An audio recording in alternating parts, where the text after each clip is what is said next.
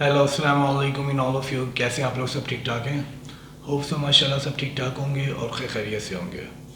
अच्छा, आज का हमारा जो टॉपिक है वो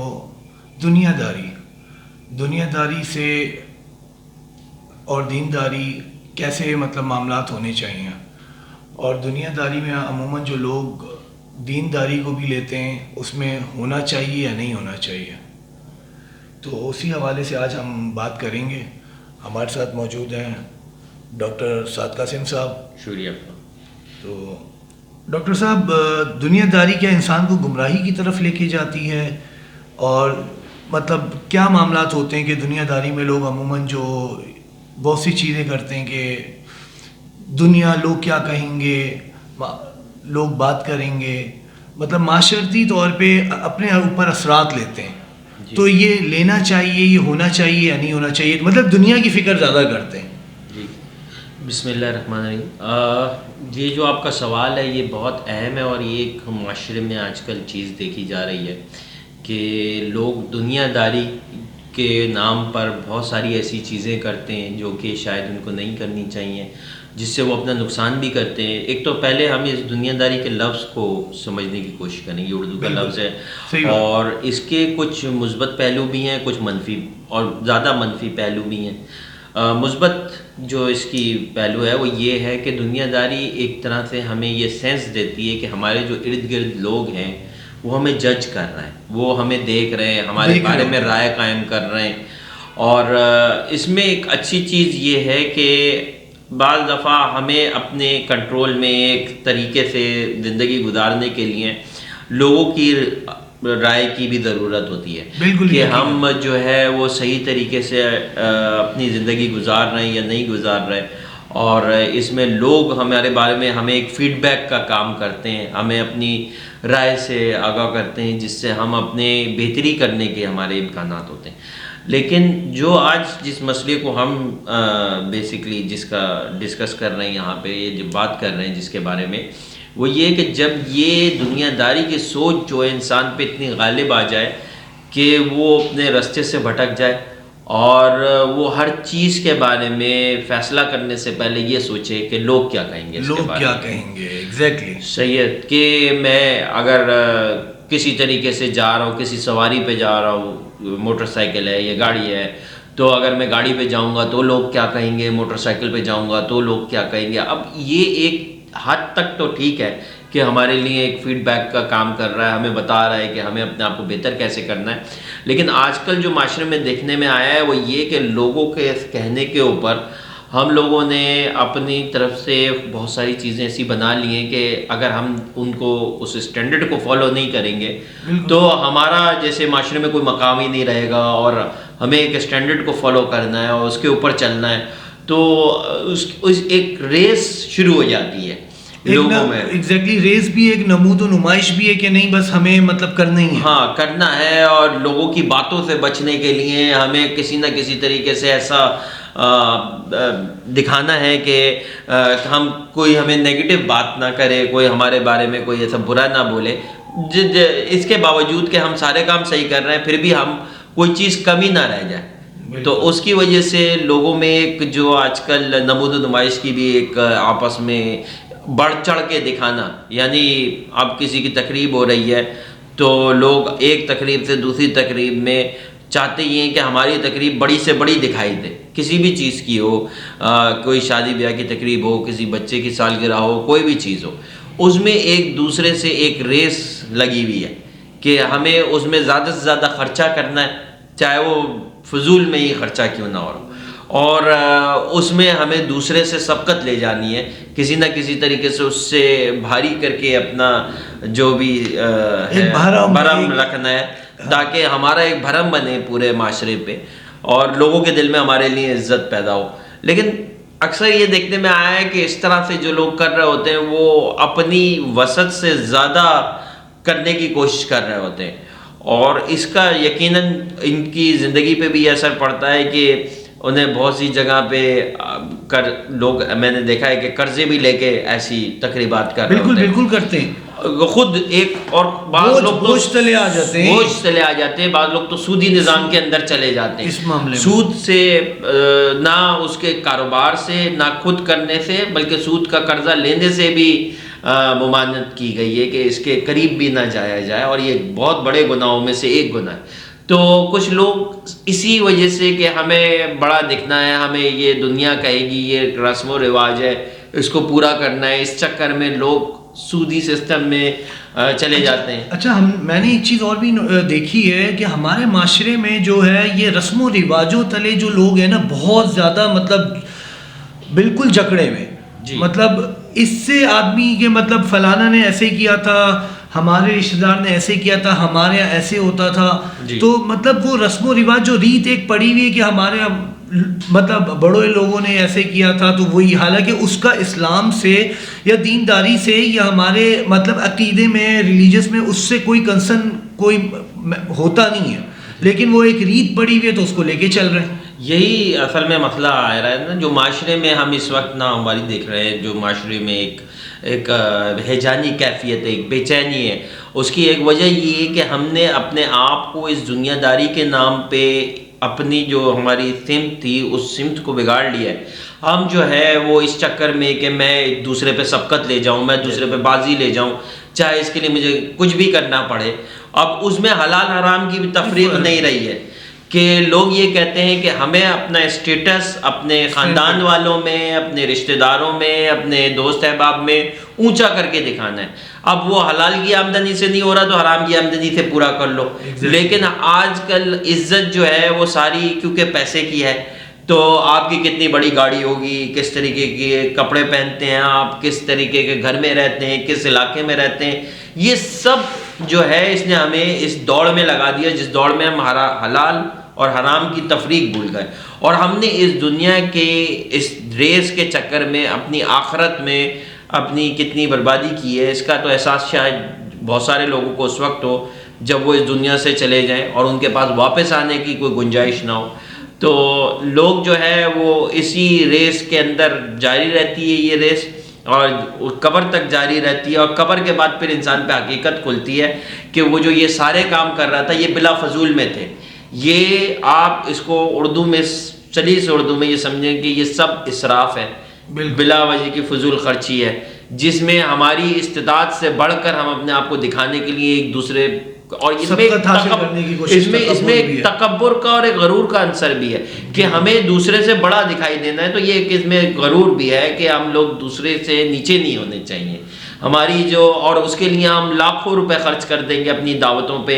ایک نہیں 10 دعوتیں کریں گے جس کی شریعت سے اور جس کا کوئی ریفرنس نہیں ملتا، نہ اللہ کے نبی صلی اللہ علیہ وسلم نے، نہ اللہ نے ان کا حکم دیا ہے، نہ اللہ کے نبی صلی اللہ علیہ وسلم کی سنت میں سے ہے، اور وہ ہمارے معاشرے کا حصہ بنے میں بہت ساری ایسی رسومات ہیں، بہت ساری ایسی دعوتیں ہیں جو ہم کرتے ہیں، تو یہ سب جو ہم فضول خرچی کر رہے ہیں اس کا ہمیں جواب دینا پڑے گا۔ اچھا، میں نے یہ بھی دیکھا ہے کہ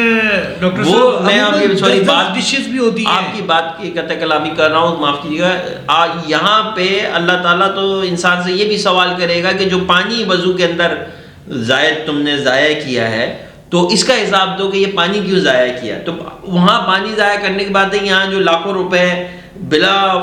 وجہ کی تقریبات پہ، دعوتوں پہ خرچ کیے جاتے ہیں صرف اس وجہ سے کہ لوگوں کے اوپر ایک اپنی داغ بٹھائی جا سکے اور ہم وہ ساری رسم و رواج پورے کر سکیں جن کا کہیں بھی کوئی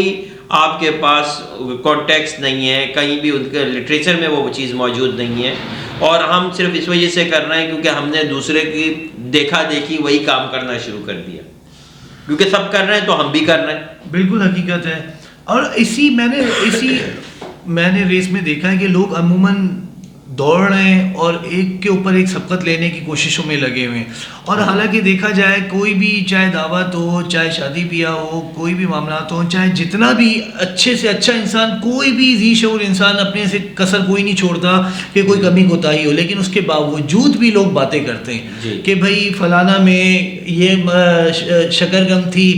تو گاجر کے حلوے میں کھویا کم تھا، مطلب لوگوں کی تو مثال ایسی ہے کہ ہم مطلب ان کے اوپر تو مطلب بات ٹیپ لگا ہی نہیں رکھ سکتے, تو لوگوں کی ہمیں پرواہ نہیں کرنی چاہیے. دیکھیں بات یہ ہے کہ یہ آپ نے بڑا اچھا پوائنٹ ریز کیا کہ لوگوں نے کبھی مطمئن نہیں ہونا. اگر آپ اس چیز کی فکر کرتے ہیں کہ لوگ آپ سے آپ کی اس سارے پیسے کے خرچ کرنے سے,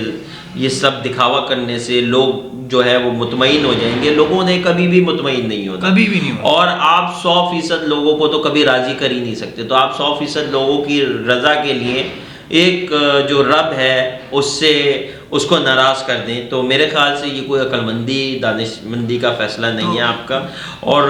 اس میں یہی ہے کہ میں آپ کو ایک مثال دوں گا کہ لوگ کیوں راضی نہیں ہوتے ہیں کبھی. یہ ایک اس کی بڑی اچھی ایک لطیفہ بھی ہے کہ ایک باپ اور ایک بیٹا جا رہے تھے کہیں پہ, ان کے ساتھ ایک گدھا بھی تھا. تو ایک پہلے بیٹا بیٹھا ہوا تھا اور باپ اس گدھے کو چلا رہا تھا. 2 آدمی سامنے سے آئے اور وہ کہنے لگے کہ یہ جو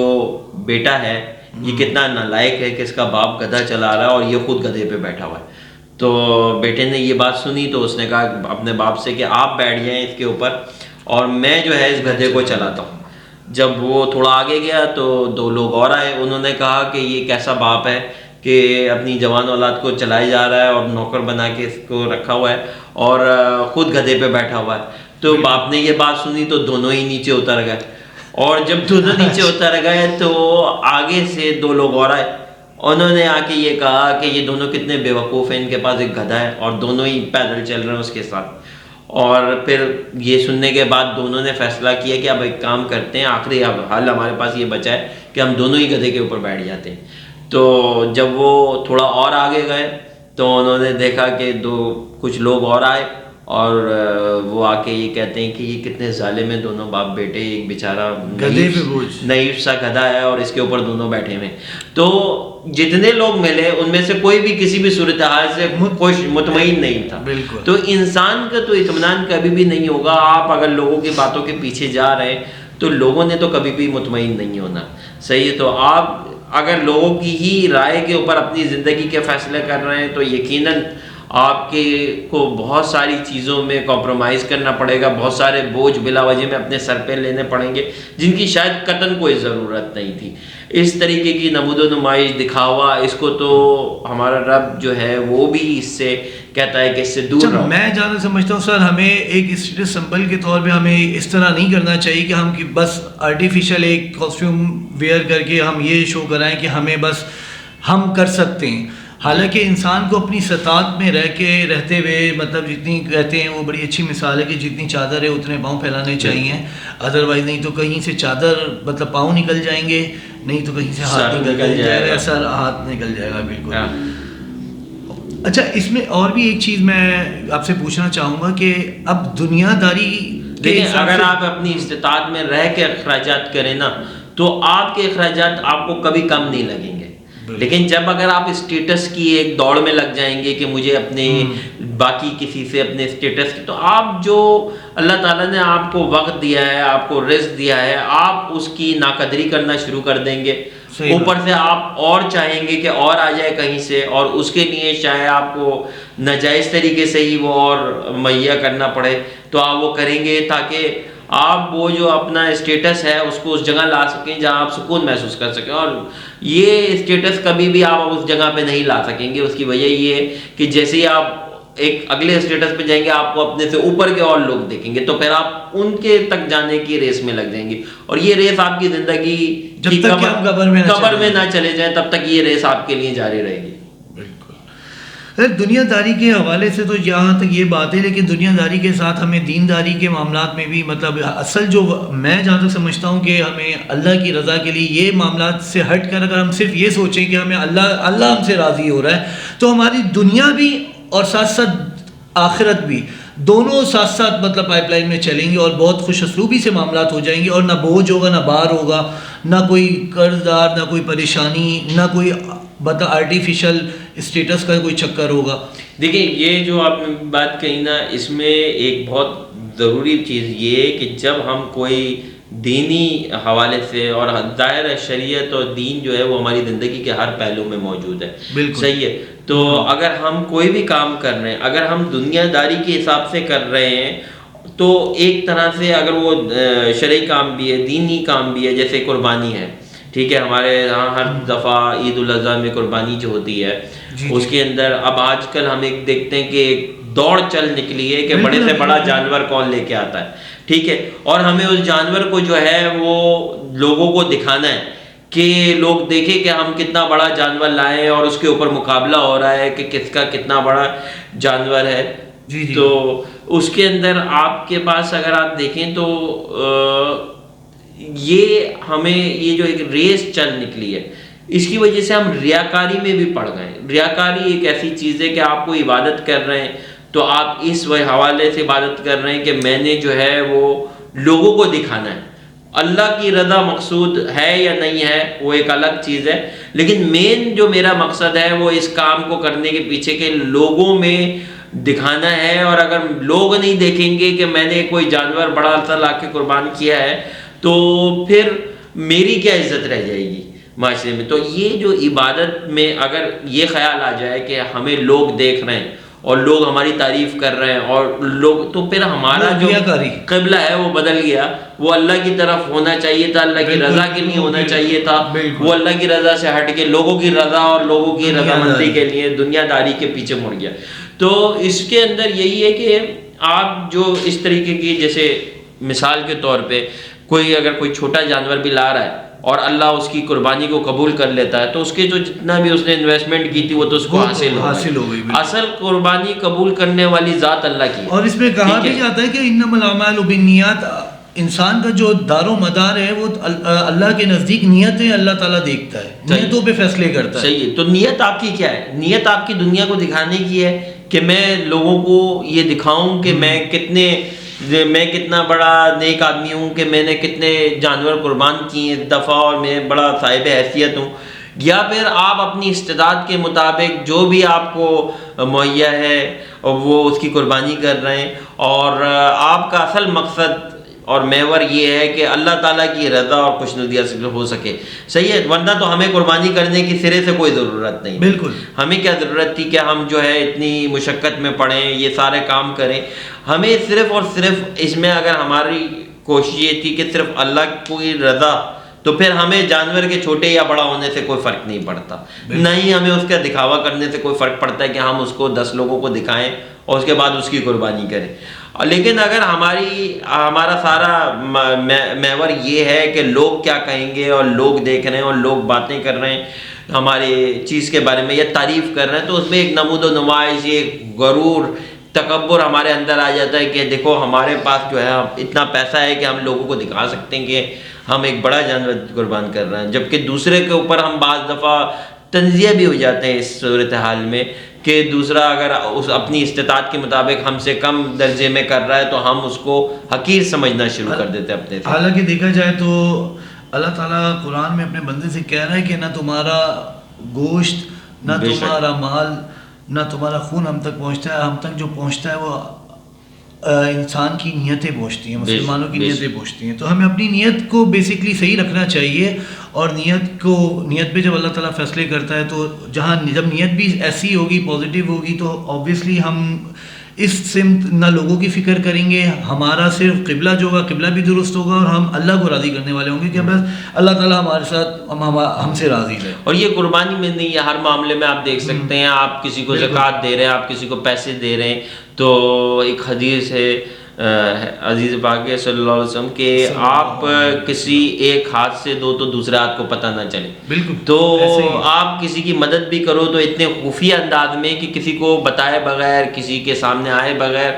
کیونکہ پھر اس میں کوئی نمود و نمائش، کوئی دکھاوا، کوئی دنیا داری، کوئی کہ لوگوں کی باتوں سے آپ کو پھر کوئی مطلب نہیں ہے. لوگ اگر آپ کے بارے میں کہہ بھی رہے ہیں کہ بھائی ہم نے تو کبھی دیکھا نہیں تمہیں، تو بہتر ہے کہ نہ ہی دیکھیں، کیونکہ پھر تو وہ ان کے دیکھنے سے تو ہمارے ثواب ختم ہو رہا ہے یہاں پہ. بالکل.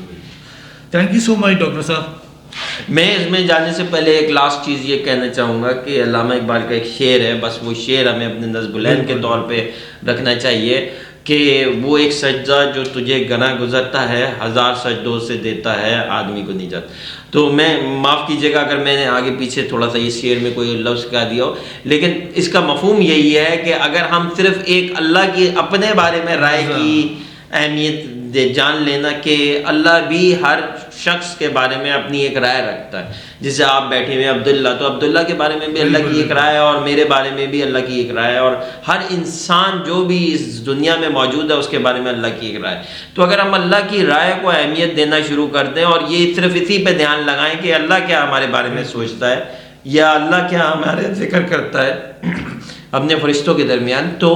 ہمیں دنیا کے کہنے کی فکر ہی ختم ہو جائے گی. بالکل. تو یہ ایک سجدہ جو ہے یہ انسان کو 1000 سجدوں سے نجات دیتا ہے، اور یہی ایک مفہوم، یہ بھی ایک مفہوم نکلتا ہے جو علامہ اقبال کا یہ شعر ہے اس کا. ٹھیک ہے ڈاکٹر صاحب، thank you so much. Viewers, آپ لوگ پھر نیکسٹ ویڈیو میں ہم سے ملیے گا، اور اگر آپ کو ویڈیو اچھی لگے، پسند آئے تو پلیز لائک کیجیے گا، سبسکرائب کیجیے گا اور بیل آئیکن کو پریس کر دیجیے گا. ملتے ہیں نیکسٹ ایپیسوڈ میں. Take care. اللہ حافظ.